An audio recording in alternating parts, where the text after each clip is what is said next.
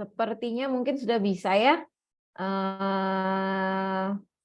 Mungkin langsung saja izin saya dengan Eva, saya dari Dataset Sonar.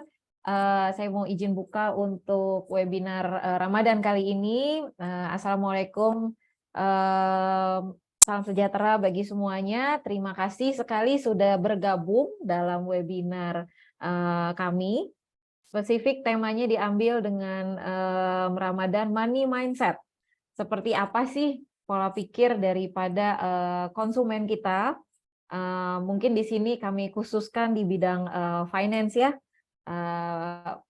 Dari hasil percakapan di sosial media kami rangkumkan yang semoga bisa memberikan insight dan juga mungkin semacam arahan atau mungkin ide bagi brand dan marketing Bapak dan Ibu.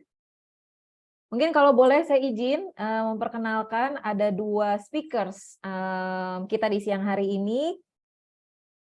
Langsung saja yang sebelah kiri, yang cantik sekali, Ibu Elizabeth Grace. Beliau adalah marketing dari Dataset Sonar. Dan kemudian yang kedua adalah Bapak yang sangat ganteng ini, Bapak Alvano Andaru, yang merupakan Senior Insight Lead dari Dataset Sonar. Kami sungguh berharap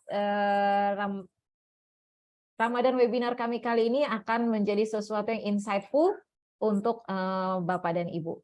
Mungkin waktu dan kesempatan dipersilahkan kepada pembicara kami. Yang pertama adalah Ibu Grace. Silahkan. Oke, terima kasih untuk Ibu Eva atas perkenalannya ya. Sekali lagi saya perkenalkan, nama saya Elizabeth Grace, saya marketing dari Dataset Sonar. Pada kesempatan kali ini saya akan menjelaskan sedikit mengenai Ramadan Money Mindset. Jadi Ramadan di Indonesia itu kan memang erat kaitannya dengan THR ya. Banyak orang sangat mengusahakan untuk memiliki THR dalam jumlah besar gitu. Selalu mencari cuan-cuan dan cuan di bulan-bulan ini. Terutama untuk dihabiskan di momen Ramadan bersama keluarga. Maka dari itu saya ingin mengajak Bapak Ibu yang memiliki usaha atau dari perspektif bisnis ya, untuk melihat bagaimana sih pola perilaku konsumen gitu. Karena dari sisi perspektif bisnis, Bapak Ibu sering sudah memiliki sudah tahulah ada marketnya, sudah ada dananya gitu. Tapi ingin meramu strategi terkhusus untuk bulan Ramadan ini bagaimana? Karena kita kan ingin capture the market ya. Kita tahu bahwa bulan Ramadan ini memang perputaran bisnis terbesar, terbanyak di Indonesia gitu. Momen yang paling pas untuk meramu strategi begitulah. Lalu ketika ditanya kembali, strateginya ini mau dirancang dari mana, mau dibuat dari mana? Maka kita bisa memulai dengan key topik yang pertama adalah data. Jadi Bapak Ibu selaku pelaku bisnis ya, itu harus memulainya dari data. Maka kita akan menunjukkan data-data mana sih yang penting bagi bisnis Bapak Ibu semua. Lalu yang kedua adalah memahami perilaku konsumen ini terutama dari sisi finansialnya gitu. Bagaimana mereka menghabiskan uang THR mereka begitu ya. Lalu apa yang menjadi daya dorongnya? Jadi pendorong gitu. Apa-apa saja yang menjadi pertimbangan dari konsumen ini untuk menghabiskan dana THR-nya. Nah, sebelum kita ke topik yang pertama begitu ya, saya mau ngajak sedikit aja kenalan dengan Dataset Sonar gitu. Bagi yang belum tahu atau baru mengenal, baru dengar nama Dataset Sonar. Jadi Dataset Sonar ini adalah mata dan telinga begitu. Mata dan telinga bisnis Bapak Ibu untuk mencari tahu apa sih yang sedang trending atau yang sedang dibicarakan oleh masyarakat baik dari sisi sosial ya, sosial media, online media ataupun tradisional media gitu seperti TV, radio, koran gitu ya, bagi yang memerlukan itu pun kami juga bisa menjadi mata dan telinga dari bisnis Bapak Ibu sekalian.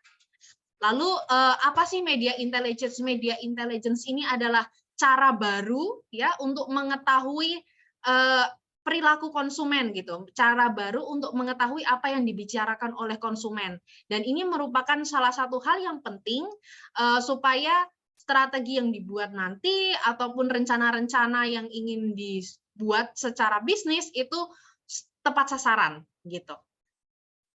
Lalu apa yang kami tawarkan? Kami menawarkan ada 3 hal, yaitu Integrated Intelligence Platform, Insight Report, dan Evo Consultancy. Jadi kalau Bapak Ibu ingin mengetahui apa yang sedang trending sekarang, ya, what's happening right now, kami menawarkan ada Integrated Intelligence Platform. Ya, yang tadi mengcover tiga aspek gitu, 3 domain, yaitu sosial media, online media maupun traditional media. Ya, kita merupakan satu-satunya yang memiliki platform terintegrasi dengan sentimen akurasi yang sangat tinggi di bahasa Indonesia, yaitu lebih dari 83%.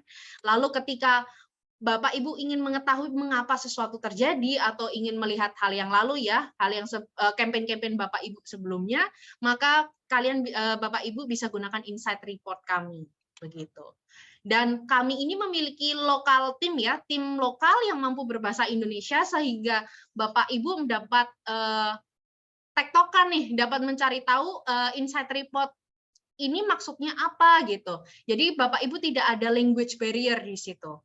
Lalu yang ketiga adalah Evo Consultancy, itu merupakan brand audit. Sederhananya merupakan brand audit, melihat Bapak Ibu ini kuat di apa, apakah di experience-nya, seperti consumer experience, ataukah value-nya, ataukah offer-nya, begitu. Ini berupa brand audit. Begitu.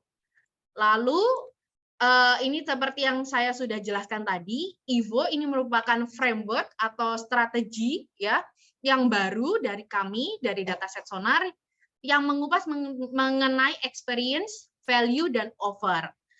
Mungkin secara sederhana ya, saya ingin menjelaskan experience, value, dan offer itu adalah seperti ini. Jika Bapak Ibu tahu produk Apple, itu merupakan brand yang kuat di experience dan value. Ya, ketika orang menyebut kata Apple, iPhone, iPad, iMac ya, MacBook maksudnya ya, itu selalu mengasosiasikannya dengan berkelas, kaya begitu. Itu berarti value-nya kuat. Experience-nya juga gitu. Interaksinya ada grup pecinta produk Apple begitu. Tapi bisa kita lihat bahwa offer-nya ini sedikit berbeda dengan mungkin brand gadget lain gitu. Karena hampir jarang ya kita temui ada offer diskon iPhone buy one get one, itu hampir tidak ada begitu. Maka ini salah satu contoh mengenai Evo. Ini merupakan brand audit yang bisnis Bapak Ibu dapat lakukan di Dataset Sonar juga. Lalu kita akan kembali ke topik yang pertama, data di balik Ramadan Money Mindset ini mengenai perilaku konsumen ya, mengenai latar belakang mereka melakukan hal tersebut gitu, dari data-data yang sudah kita temukan dari Ramadan 2022.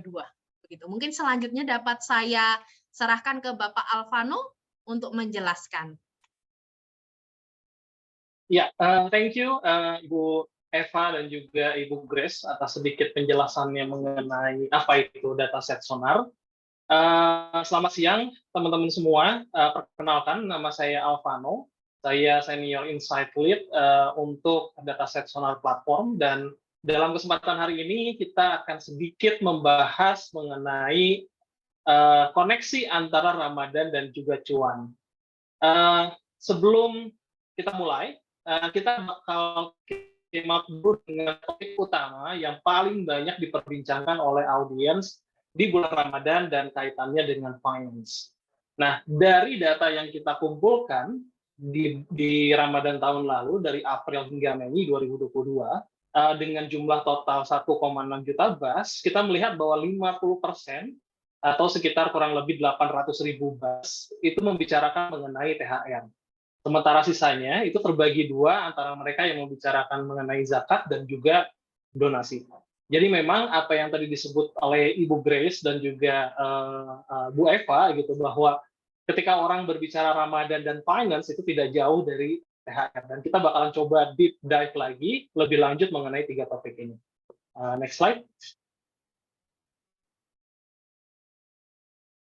Oke, Dari periode data April sampai Mei 2022, Ramadan tahun kemarin, kita melihat 3 topik ini memiliki tingkat tertinggi jumlah percakapan di periode yang berbeda. Pertama, kalau teman-teman lihat di grafik yang warna biru, itu percakapan mengenai THR, itu kita melihat ada peningkatan yang signifikan terutama di minggu terakhir di bulan Ramadan. Nah, ini tendensinya menunjukkan bahwa orang-orang itu mulai speak up, mulai berbicara mengenai THR itu 1 minggu menjelang bulan Ramadan berakhir. Nah, berbeda halnya dengan zakat dan donasi, di mana percakapan terkait zakat dan donasi itu sudah mulai terbangun pada saat minggu kedua memasuki bulan puasa. Jadi sebenarnya ketika misalnya brand dari teman-teman ini ingin tap in dengan momen-momen tertentu, misalkan dengan THR, itu melihat data ini, itu teman-teman mungkin bisa mencoba untuk mengaplikasikan konten-konten berbasis tanda kutip THR untuk diaplikasikan di minggu-minggu terakhir menjelang bulan Ramadan. Karena di momen-momen tersebut, orang-orang sudah mulai intens untuk berbicara mengenai THR. Next.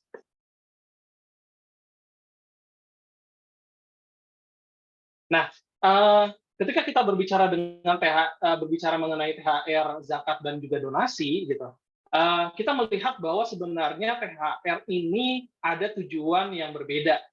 Maksudnya di sini adalah THR tidak hanya digunakan untuk spending diri sendiri, tapi sebenarnya kita juga menemukan bahwa audiens ini juga punya tendensi untuk membagi THR-nya ataupun memberikan THR-nya untuk orang-orang tertentu. Dan kita melihat kalau teman-teman bisa lihat di chart sebelah kiri, kita melihat bahwa hampir 97% orang yang berbicara mengenai THR, itu ternyata mereka mempunyai intensi untuk memberikan THR tersebut sebagai tanda kutip hadiah untuk kedua orang tua mereka. Jadi kita melihat bahwa audiens ini ternyata sudah menganggap bahwa THR itu tidak hanya penting untuk diri mereka sendiri, tapi ini juga bisa menjadi bentuk hadiah untuk kedua orang tua mereka. Terlebih misalnya orang tua mereka ini sudah tidak bekerja atau misalnya pensiun seperti itu. Nah, selain itu, ternyata mereka juga memiliki intensi untuk memberikan ke kerabat-kerabat lain. Entah itu misalnya adik, kakak, sepupu, atau keponakan. Gitu. Jadi kita melihat bahwa sebenarnya ada kecenderungan bagi audiens atau konsumen gitu kan untuk memberikan THR ke kerabat terdekat terutama orang tua. Nah, sementara untuk zakat dan donasi, kita melihat bahwa motif utama ketika mereka melakukan hal tersebut itu adalah religious motif atau latar belakang keagamaan di situ. Karena memang ketika bulan Ramadan memang erat kaitannya dengan berbagi, beramal baik gitu kan, dan memberi kepada sesama gitu, dan itu menjadi motivasi utama mereka dalam melakukan zakat dan donasi seperti itu. Next. Oke, balik lagi ke tema yang paling besar, which is THR. Kita melihat bahwa intensi dari audiens pada saat mereka memiliki THR adalah mereka menggunakan THR tersebut untuk berbelanja. Hal ini juga masih ada kaitannya ketika mereka berbicara mengenai THR itu akan diberikan ke siapa gitu loh. Jadi walaupun istilahnya belanja itu menjadi hal yang paling banyak digunakan oleh audiens ketika mereka mendapatkan THR, tapi sebenarnya juga di dalam kegiatan tersebut, audiens juga mengungkapkan bahwa mereka juga ingin belanja untuk kerabat-kerabat mereka, terlebih untuk orang tua. Jadi memang dari hasil analisa kita selama April dan Mei 2022, kita melihat bahwa berbelanja atau shopping itu menjadi tujuan utama audiens dalam spending THR mereka. Nah, kemudian di situ selain hal tersebut, kita juga melihat ada kecenderungan untuk spending THR tersebut untuk kumpul-kumpul atau nongkrong bareng teman-teman maupun keluarga gitu kan. Jadi misalnya ketika misalnya orang udah nerima THR, berarti ini momen mereka, oh yuk nongkrong yuk, kumpul-kumpul gitu kan sebelum istilahnya mudik gitu kan. Jadi ini jadi momentum juga, dan ini juga menjadi niatan mereka ketika mereka menerima THR. Nah, dan yang terakhir itu adalah mereka menyimpan THR tersebut untuk berlibur. Nah, berlibur di sini artinya apa? bukan berlibur dalam tanda kutip mudik kembali ke kampung halaman, tapi lebih ke berlibur, mereka menyimpan THR tersebut untuk uang berlibur ke depan. Jadi misalnya mereka mereka menerima THR, mereka saving uang itu untuk misalnya jalan-jalan ke luar negeri atau misalnya menjelajahi kota-kota yang ada di Indonesia. Jadi kalau teman-teman lihat, ini sebenarnya 3 tipe ini atau tiga spending behavior ini terkait THR ini bisa mungkin jadi ide dari teman-teman semua ketika mereka misalnya teman-teman ini punya ide mengenai konten, let's say giveaway THR gitu. Maka mungkin informasi yang disampaikan bisa ada kaitannya dengan shopping, hangout maupun holiday. Next slide. Ya, ketika kita berbicara mengenai THR, donasi maupun zakat, terlebih mengenai metode apa yang paling banyak audiens lakukan. Nah, dari data April hingga Mei 2022, kita melihat bahwa ada kecenderungan bagi konsumen maupun audiens untuk memulai menggunakan fitur baru, terutama yang ada kaitannya dengan scan kris maupun e-wallet. Walaupun istilahnya secara keseluruhan metode-metode konvensional seperti mobile banking ataupun transfer ke bank gitu atau via ATM itu masih menjadi metode utama. Tapi sebenarnya metode-metode baru seperti scan QRIS, top up e-wallet itu sudah cukup banyak digunakan oleh konsumen. Artinya apa?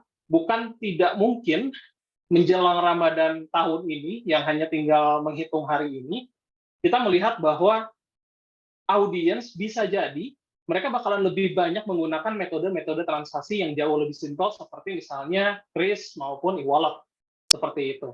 Jadi ini bisa jadi ide dari teman-teman dalam membangun strategi campaign misalnya selama bulan Ramadan, terlebih yang ada kaitannya dengan finance, untuk juga mengenalkan metode-metode yang memang jadi interest audiens selama bulan Ramadan. Seperti itu. Next. Oke. Berbicara mengenai metode, tentunya bakalan ada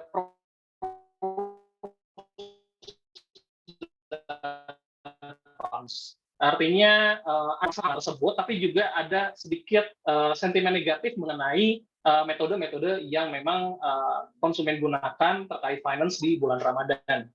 Nah, ketika berbicara masalah pros, tentunya masalah simplicity atau kemudahan itu menjadi faktor utama bagi mereka atau bagi konsumen dalam menggunakan metode-metode tersebut. Nah, kalau kita lihat, walaupun istilahnya orang-orang masih banyak membicarakan metode yang konvensional, tapi dari segi simplicity dan segi safety, mereka menilai bahwa metode baru seperti kris, scan maupun top up e-wallet ternyata itu jauh lebih aman dibandingkan konvensional transfer. Jadi ini menunjukkan bahwa behavior dari audiens ini sedikit perlahan-perlahan mulai berubah atau shifting gitu. Dari mulai metode yang bisa dibilang konvensional atau misalnya tanda kutip jadul gitu ke metode-metode yang jauh lebih techy atau lebih maju secara teknologi gitu kan dengan adanya QRIS maupun e-wallet dan lain sebagainya gitu. Dan kita melihat bahwa simplicity dan juga safety itu menjadi dua faktor utama ketika mereka menggunakan metode-metode tersebut. Nah, kemudian dari segi cons sendiri memang ada sedikit cons terkait metode konvensional maupun kris ataupun top up e-wallet. Nah, salah satu yang jadi isu utama itu adalah masih adanya sedikit ketakutan mengenai penipuan-penipuan yang mungkin menggunakan dua metode tersebut. Namun perlu dicatat karena memang selama April dan Mei 2022 ini percakapan yang cukup sedikit, berarti ada memang kecenderungan atmosfer yang cukup positif dibangun selama bulan Ramadan sehingga audiens juga tidak terlalu banyak menghiraukan isu-isu negatif tersebut atau tidak banyak mengekspresikan isu-isu negatif tersebut. Kalaupun mereka mengekspresikan itu lebih cenderung ke direct channel, entah itu via aplikasinya atau via customer service, entah itu by phone atau by email. Next.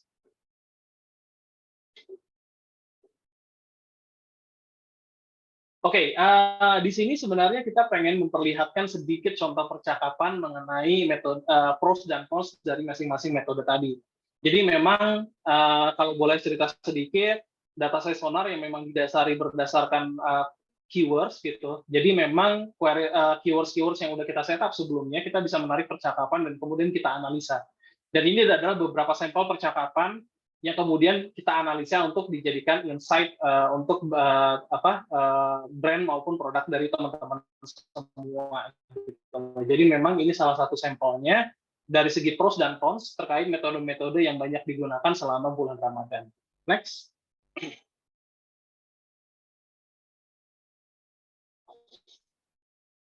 Oke, tadi kita sudah membahas mengenai apa ya behavior dari konsumen, apa ya metode yang paling banyak mereka pakai. Kemudian tujuan mereka ketika spending entah itu THR atau zakat donasi itu seperti apa. Nah, sekarang kita pengen melihat sebenarnya lebih dalam lagi mengenai apa yang brand lakukan selama bulan Ramadan, terutama brand-brand yang ada kaitannya dengan finance. Jadi kalau kita lihat, kita coba mengambil 3 sampel ini, kita melihat bahwa sebenarnya secara keseluruhan selama bulan Ramadan itu sebenarnya tidak ada perubahan persona yang cukup signifikan yang dilakukan oleh brand terkait promo-promo maupun informasi seputar value dari brand mereka gitu loh. Jadi pada saat ketika Ramadan gitu tidak ada kecenderungan untuk shifting persona dari let's say misalkan dari orang-orang yang misalnya entah itu tech interest, entah itu family gitu ke orang-orang yang cenderung tanda kutip lebih ke figur-figur yang religius misalnya atau misalnya hijaber seperti itu. Jadi kita melihat bahwa sebenarnya fenomena brand yang tetap maintaining persona mereka selama bulan Ramadan itu ternyata cukup berhasil dalam mengundang banyak engagement dari audiens gitu loh. Jadi mereka lebih banyak memanfaatkan KOL atau influencer ini untuk menyampaikan value-value dari brand mereka dan juga offer-offer yang ditawarkan dari produk-produk mereka, entah itu misalnya kemudahan, ke diskon-diskon atau misalnya kemudahan bertransaksi dan lain sebagainya gitu. Itu yang menjadi fokus utama terkait dari brand-brand ketika mereka berkolaborasi dengan influencer selama bulan Ramadan. Jadi kita melihat bahwa sebenarnya tidak ada tendensi untuk shifting persona dan mereka tetap coba maintaining persona dari brand identity mereka untuk tetap engage dan untuk tetap relevan dengan audiens mereka. Next. Nah, berbeda halnya dengan kolaborasi dari brand dengan KOL, untuk official account dari brand itu sendiri atau own asset, kita melihat ada tendensi yang berbeda. Artinya gini, ketika mereka mengkomunikasikan value maupun promo, itu kebanyakan mereka memanfaatkan KOL di situ. Artinya mereka menggunakan medium KOL karena mereka menilai bahwa itu bisa lebih tersampaikan lagi gitu kan kepada target audiens mereka. Nah, sementara ketika untuk own asset dari brand-brand itu sendiri, kita melihat ada kecenderungan untuk gimana caranya audiens ini engage dengan jumlah yang besar dengan konten-konten mereka. Makanya dari hasil findings kita melihat bahwa konten-konten yang ada kaitannya dengan call to action atau istilahnya mengajak audiens untuk berinteraksi secara langsung dengan kontennya, itu menjadi konten-konten yang cukup banyak mendapatkan engagement. Jadi kita melihat bahwa di sini ada 3 contoh gitu kan, dan mereka itu mengandalkan giveaway dengan konsep tanda kutip bagi-bagi THR gitu. Karena memang THR itu menjadi salah satu hal yang paling banyak audiens bicarakan selama bulan Ramadan. Jadi dengan harapan bahwa audiens ini tetap engage dengan own asset mereka karena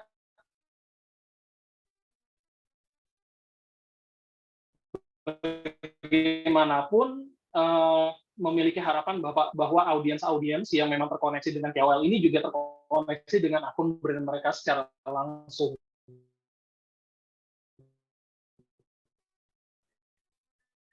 Dan oleh karena itu juga mereka tetap berusaha sampaikan juga lebih jelas gitu. Sebagai contoh misalnya kalau kita melihat 2 konten di kiri dan di tengah ini kita melihat bahwa tanda kutip nilai angka yang banyak ditampilkan secara besar itu mendapatkan engagement yang cukup besar gitu, dan juga caption yang lebih engage atau lebih manggil orang buat berinteraksi dengan kontennya gitu loh. Jadi kita melihat bahwa dari segi brand itu sendiri kita melihat ada 2 fokus yang berbeda. Pertama, untuk spreading information around values atau promo mereka mengandalkan KOL, tapi untuk call to action itu mereka mengandalkan on aset mereka sendiri atau aset sosial media yang mereka punya. Next. Oke. Dari informasi-informasi tersebut atau sedikit insight mengenai Ramadan dan juga financial behavior dari konsumen, kita melihat ada 4 poin utama. Yang pertama itu adalah walaupun secara umum THR memang masih banyak diperbincangkan, tapi kita juga melihat bahwa sebenarnya percakapan terkait zakat dan donasi juga cukup besar dan cukup dominan. Artinya apa? Kita melihat bahwa sebenarnya brand-brand dari teman-teman yang hadir di webinar kali ini juga masih punya banyak potensi untuk tap in ke momen-momen yang ada kaitannya dengan zakat dan donasi selama bulan Ramadan. Dan bentukan konten yang lebih kreatif dan lebih engage itu masih banyak playing field yang memang teman-teman bisa coba gitu kan untuk dapat engagement dari audiens yang besar. Nah, terus yang kedua adalah masalah shopping, di mana kita melihat bahwa THR yang tinggi diperbincangkan, terutama di minggu-minggu terakhir Ramadan, tepatnya minggu keempat. Dan ini mungkin bisa jadi momentum dari brand teman-teman untuk mengeluarkan konten-konten yang sifatnya lebih ke promo. Artinya diskon-diskon, atau misalnya kuis-kuis, atau bagi-bagi THR, atau giveaway, itu mungkin bisa jadi momentum yang tepat bagi teman-teman untuk merilis konten-konten dengan tipikal seperti itu. Karena memang momentum terutama 1 minggu jelang Ramadan usai itu jadi momentum orang-orang tanda kutip mencari THR. Kemudian poin yang ketiga itu adalah adanya kecenderungan untuk mengganti metode yang selama ini digunakan, yaitu metode konvensional, entah itu transfer ke bank atau ATM atau mobile banking, ke metode-metode yang jauh lebih simpel seperti misalnya kris ataupun e-wallet. Jadi teman-teman juga bisa mulai tap in ke momentum-momentum seperti itu. Artinya developing products yang memang lebih relate dengan kris maupun atau lebih ke brand value yang lebih offering simplicity maupun safety, itu menjadi salah satu poin utama yang bisa diangkat teman-teman selama bulan Ramadan, karena memang itu juga menjadi salah satu yang jadi concern utama ketika misalnya audiens menggunakan metode-metode tersebut dalam melakukan transaksi selama bulan Ramadan. Dan yang terakhir itu adalah utilizing KOL dan juga visual themes. Maksudnya di sini apa? Artinya gini, teman-teman tidak perlu secara secara mendadak untuk shifting brand teman-teman untuk mengganti personanya selama bulan Ramadan. Teman-teman tetap bisa memanfaatkan KOL yang teman-teman punya sebagai aset untuk memberikan informasi-informasi seputar value dari brand teman-teman maupun informasi-informasi lain, entah itu offer, entah itu experience, misalkan seperti itu. Tapi mungkin dari segi strategi, kemudian dari segi creativity, itu lebih fits dengan apa yang audiens bicarakan selama Ramadan. Jadi memang kita tidak perlu, tidak harus selalu shifting persona atau mendadak collaborate dengan KOL yang memang lebih Ramadan-like gitu kan, tapi bisa maintaining dengan KOL yang kita punya, tapi dengan konsep yang berbeda supaya audiens tetap engage dan pesan yang pengen kita sampaikan itu juga tetap relevan dengan target audiens kita. Seperti itu.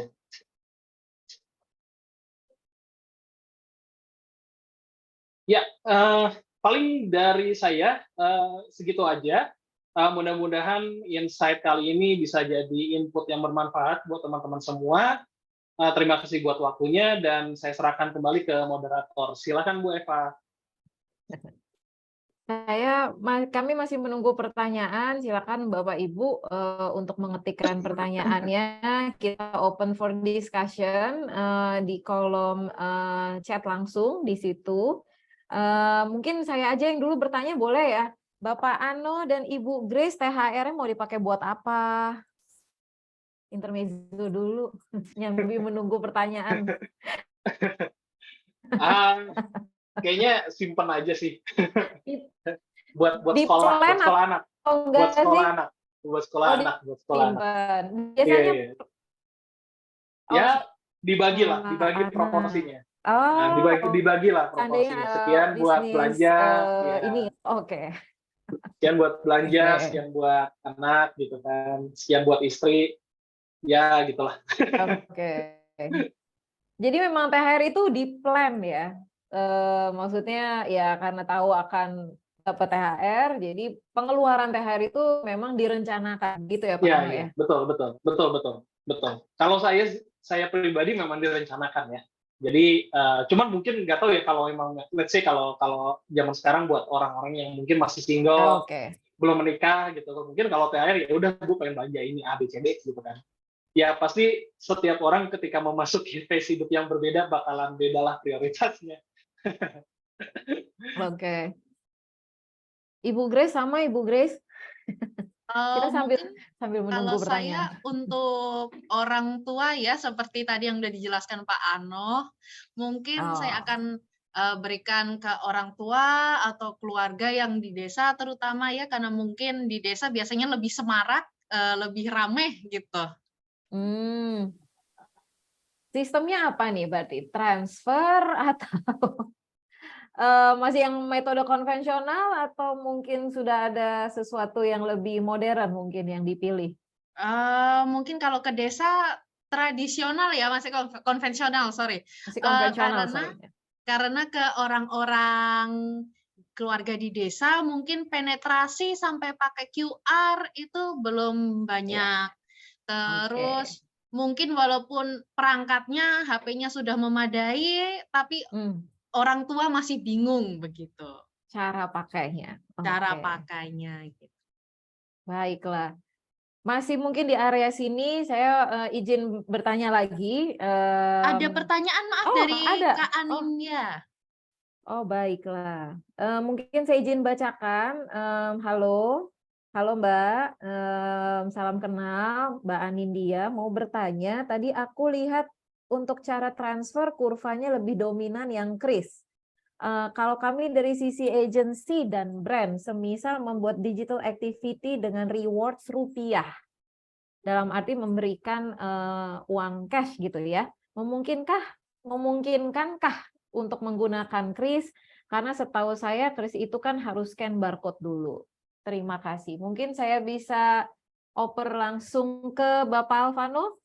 Ya, thank you Mbak Nindya buat pertanyaannya. Kalau misalnya mau doing activities dari sisi agency atau brand ya, ntar dengan reward rupiah mungkin kan menggunakan kris gitu loh. Kalau kita ngomonginnya hadiahnya, ya sebenarnya itu mungkin aja gitu, karena kan kita nggak revealing hadiahnya atau metodenya di awal gitu.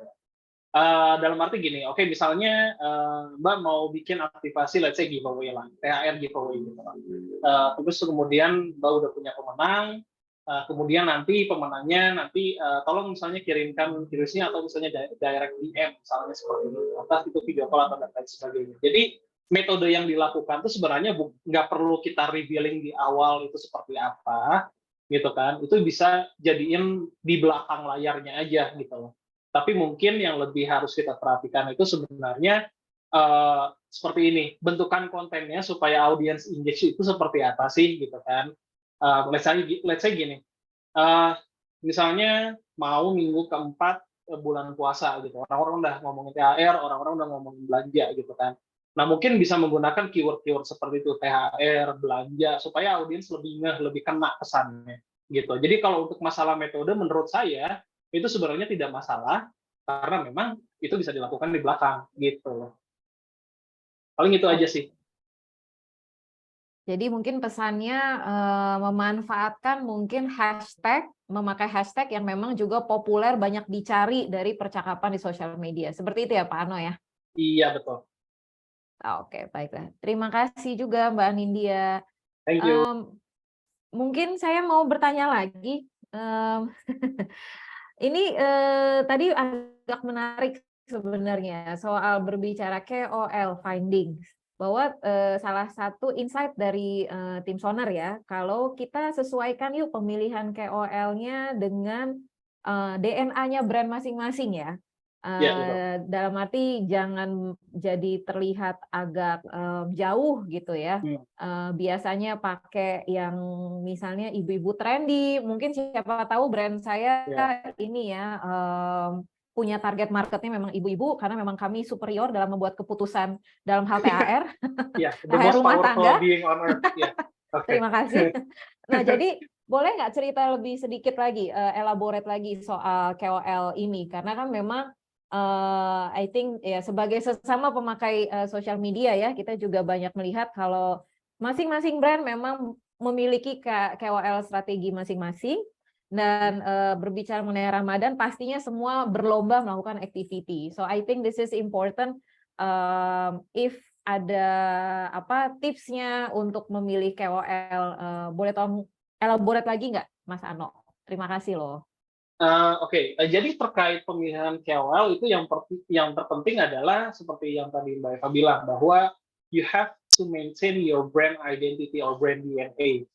Jadi artinya gini, ketika kita mau doing either itu activation, entah itu apapun atau strategi apapun dan ada hubungannya dengan KOL, tentunya KOL ini adalah representasi dari audiens kita, representasi dari target audiens kita, target marketing kita, gitu kan. Dan ketika kita doing campaign, terutama ketika Ramadan, gitu kan, sebenarnya tidak perlu kita shifting into other type of persona, gitu loh. Karena memang, let's say misalkan gini, tadi Bu Eva sempat nyinggung masalah ibu-ibu, gitu. Ada satu brand dia target marketnya ibu-ibu, gitu kan. Kemudian dia berkolaborasi dengan KOL yang memang cukup populer lah di kalangan ibu-ibu gitu kan, entah itu ibu rumah tangga atau apa. Bukan berarti si brand tersebut harus shifting ke let's say ke ibu-ibu pengajian misalnya, gitu kan. Tapi cukup menggunakan ibu-ibu tersebut, sosok yang memang mewakili brand mereka gitu. Tapi dari segi activation, dari segi konten, dari segi creative ideas-nya, itu lebih relevan dengan apa yang orang perbincangkan pada saat bulan Ramadan. Contoh misalkan, biasanya kalau ibu-ibu ngomongin Ramadan pasti nggak jauh dari masak sahurnya apa, ntar nanti buka puasa masaknya apa gitu kan.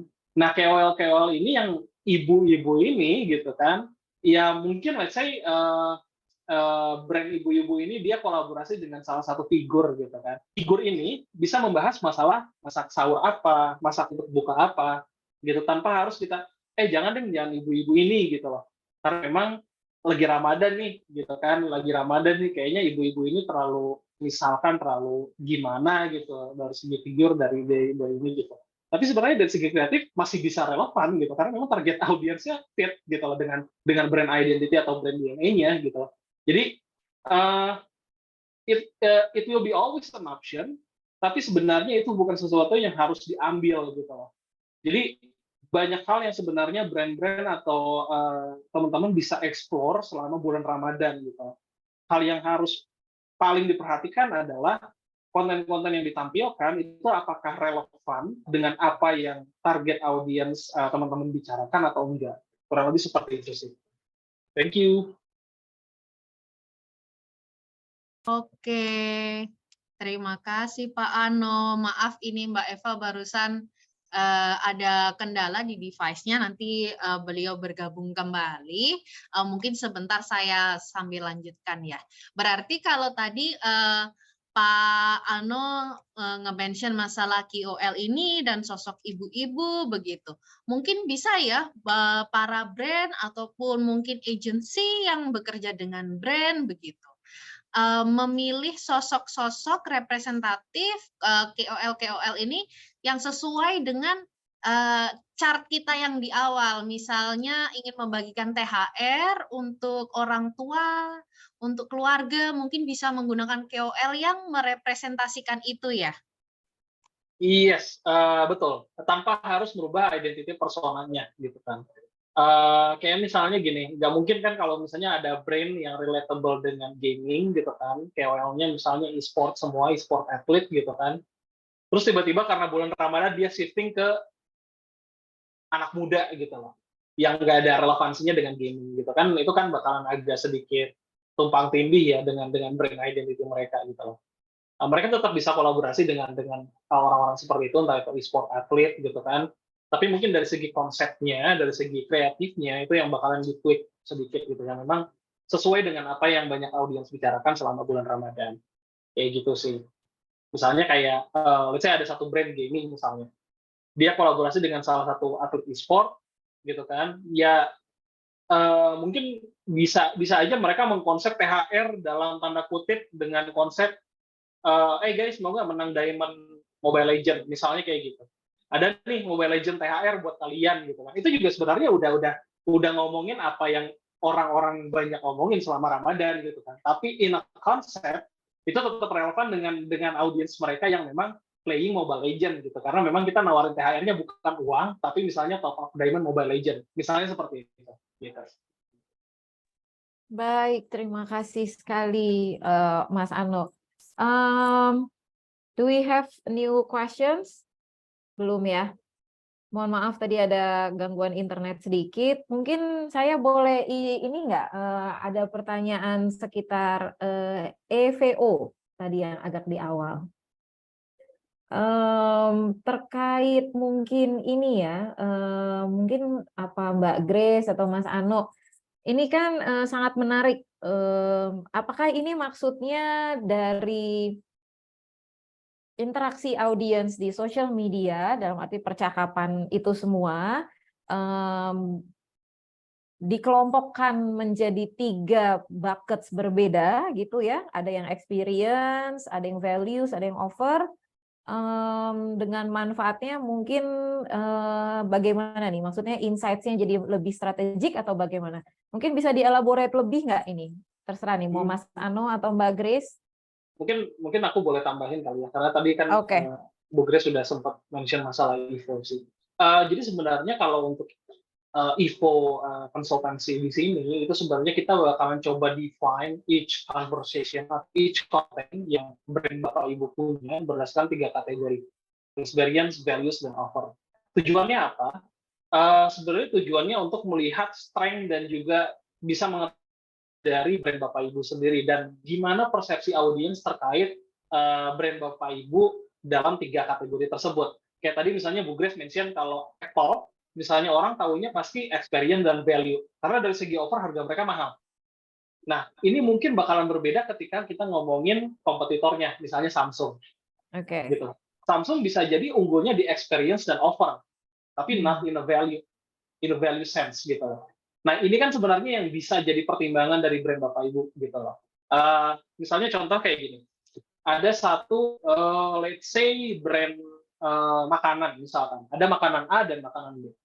Makanan A orang lebih banyak ngomonginnya dari segi values dan juga offer. Karena misalnya brand A ini dia selalu ngangkat masalah hemat lingkungan, zero waste, misalnya seperti itu gitu kan. Tapi di satu sisi mereka keep doing some kind of promotion gitu kan, buy one get one gitu kan.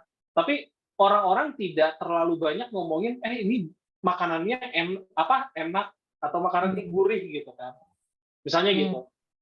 Kemudian di brand B misalnya orang-orang lebih banyak cerita gitu loh, karena dia lebih banyak mengkomunikasikan bahwa produk kita tuh enak, gurih, sedap gitu kan, dan selalu ada diskon, ada promo segala macam. Tapi dia nggak doing some kind of activation seperti yang brand A lakukan.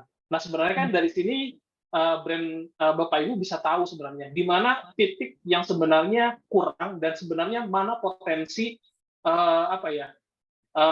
potensi brand yang sebenarnya bisa Bapak Ibu angkat gitu loh. Kayak gitu dibandingkan dengan kompetitor. Nah, gunanya seperti itu. Jadi brand Bapak Ibu juga bisa tahu kita ini sebenarnya unggul dari segi apa sih? Apakah dari experience audience dalam menggunakan produk kita? Apakah audience lebih cenderung misalnya ngomongin value brand kita gitu yang lebih ngangkat let's say misalnya isu-isu sosial misalnya gitu kan? Atau misalnya orang-orang lebih refer brand kita tuh karena memang promo-promonya gitu yang banyak gitu, misalnya buy one get one, buy two get one gitu kan, atau 50% cashback misalnya kayak dan lain sebagainya kayak gitu sih. Oke, makasih Mas Ano. Terkait dengan ini mau campaign Ramadan gitu ya, berarti no wonder dong ya kalau semua orang akan lebih ramai di offernya. Atau it's actually not a sin kalau misalnya kita juga coba share atau meng-highlight konten-konten yang berbau experience ataupun brand values. Bagaimana nih? Ya pasti kita nggak perlu saklek ke satu sih sebenarnya. Ketika kita ngomongin Ramadan belum tentu kita harus ngomongin terus-menerus mengenai offer, mengenai diskon misalnya atau mengenai cashback. Tapi sebenarnya masih banyak sisi lain, entah itu dari segi experience ataupun value yang bisa brand Bapak Ibu angkat. Contoh misalnya dari segi value gitu. Banyak social activity yang bisa brand Bapak Ibu lakukan, entah itu CSR program, Oke. donasi atau zakat gitu kan selama bulan Ramadan. Itu bisa ngangkat value brand Bapak Ibu sebagai value yang memang punya social impact misalnya seperti itu. Terus Oke. kemudian dari segi experience gitu loh. Misalnya kolaborasi dengan KOL misalnya untuk sharing pengalaman mereka menggunakan produk dari Bapak Ibu gitu kan. Buat lebih ngelihat lagi oh ternyata audiens itu suka brand kita tuh experience-nya dari segi A, B, C. Nggak sukanya tuh dari segi C, D, E misalnya. Jadi Bapak Ibu tahu oh kalau dari segi experience brand kita unggulnya dari isu apa dan kita nggak unggulnya dari isu apa. Sementara kompetitor unggulnya dari isu apa dan nggak unggulnya dari isu apa. Nah, itu kan sebenarnya jadi insight yang bermanfaat bahwa kita unggul di poin ini loh. Berarti kita punya nilai plus di poin ini. Artinya apa? Ini bisa jadi fokus kita buat kita angkat ke bentukan komunikasi atau bentukan strategi misalnya seperti itu. Dan ketika misalnya kita ada weakness, ini yang jadi poin untuk kita improve gitu. Gimana weakness ini bisa kita rubah ke sisi yang lebih positif gitu kan, dan kita bisa doing, let's say misalkan bukan tidak mungkin doing some kind of business decision supaya poin yang lemah ini makin berkurang gitu. Kurang lebih seperti itu sih. Baiklah, terima kasih banyak. Mungkin kalau misalkan ada pertanyaan baru, mungkin sambil menunggu, saya mau nanya mengenai sentimen nih. Menarik sekali kalau misalkan netizen itu menganggap atau dari social conversations ya, itu safety dari kris itu cukup tinggi. Kalau datanya di sini sekitar 40.000 bas, itu betul ya Mas Ano ya, satuannya bas ya. Iya. Betul. Cuman berbicara mengenai apa ya, semakin ke sini kan mungkin fraud attempt itu kan akan semakin pintar ya, semakin tidak terlihat gitu loh. Maksudnya this is fraud or this is not fraud gitu. Berarti gimana nih? Karena misalkan di Ramadan salah satunya yang menarik tuh ternyata bukannya THR tapi juga misalnya pemberian zakat dan juga donasi. Di mana mungkin anak-anak muda akan lebih memilih jalur praktis dalam arti memakai metode pembayaran yang lebih advance gitu ya, bukan hanya transfer. Menghindari sentimen negatif. Bagaimana nih kira-kira kalau saya sebagai brand owner dari finance kategori? Oke, kalau kita ngomongin potensial fraud, pastinya kita nggak bisa menghilangkan pandangan bahwa semakin canggih sistem, maka semakin canggih juga metode penelitian yang bakalan ada gitu loh. Ini hal yang sebenarnya kita nggak bisa lepas lah. Jadi gini, yang bisa kita lakukan itu adalah keep educating our audience about any type of fraud method. Itu satu. Terus yang kedua, make sure our system security is better gitu loh for each period of time gitu. Karena pasti ketika let's say ada satu brand dia ngeluarin fitur baru yang memang lebih memudahkan atau lebih trustworthy atau seperti itu, mereka juga harus siap dengan potensi bahwa orang-orang bisa ngakalin atau hijack sistem itu. Jadi always be prepared dengan semua kemungkinan seperti itu supaya nantinya orang-orang itu in a way mereka tidak hanya menikmati tanda kutip fitur baru yang didapatkan atau menikmati kemudahan dan keamanan yang didapatkan, tapi mereka juga teredukasi mengenai ini potensial fraud yang bisa terjadi dan itu bisa mereka hindari gitu sebelum itu kejadian ke mereka kayak gitu sih. Jadi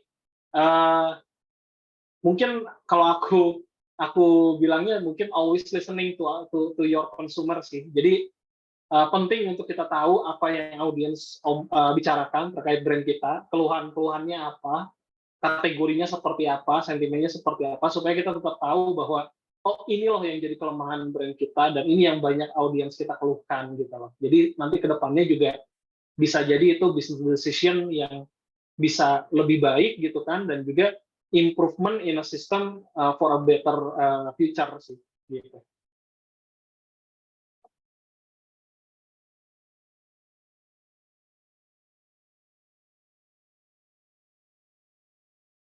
Sorry, mohon maaf. Jadi terima kasih banyak Mas Ano. mungkin kita mau sudahi dulu untuk sesi Q&A-nya, kita close dulu. Kita mungkin boleh lanjut dulu kali ya.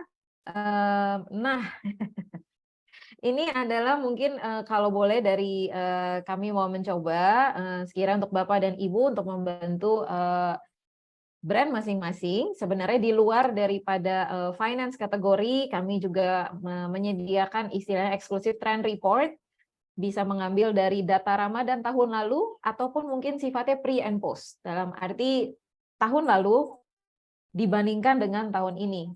Karena sebenarnya kalau kita pun melihat secara situasional juga tahun ini kita bisa anggap 100% endemi, kira-kira begitu ya.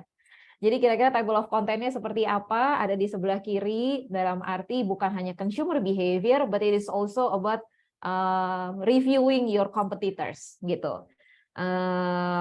Kira-kira seperti ini, mungkin nanti ada email daripada teman-teman Sonar yang bisa dihubungi kalau ada pertanyaan ataupun interest mengenai seasonal reports-nya. Ya, mungkin dari sini, mungkin setelahnya silakan Bapak dan Ibu berikan feedback terhadap webinar kami, dan juga untuk materinya bisa langsung di-scan saja. Semuanya bisa mendapatkan daripada materi yang saat ini kami presentasikan. Ya, kira-kira demikian, pas jam 3, hanya kelebihan 1 menit. Terima kasih kepada Bapak dan Ibu yang sudah berpartisipasi kepada webinar Ramadan dari Dataset Sonar kali ini, di siang hari ini. Kami dari Sonar Team mengucapkan selamat hampir memasuki ibadah puasa, mungkin di 2 hari ke depan. Mohon maaf lahir dan batin. Terima kasih sekali lagi juga kepada pembicara di siang hari ini, ada Mas Alvano dan juga Mbak Grace. Ya, kira-kira demikian. Semoga webinar bermanfaat dan kami tunggu kehadirannya kembali di webinar kami selanjutnya. Terima kasih, selamat siang.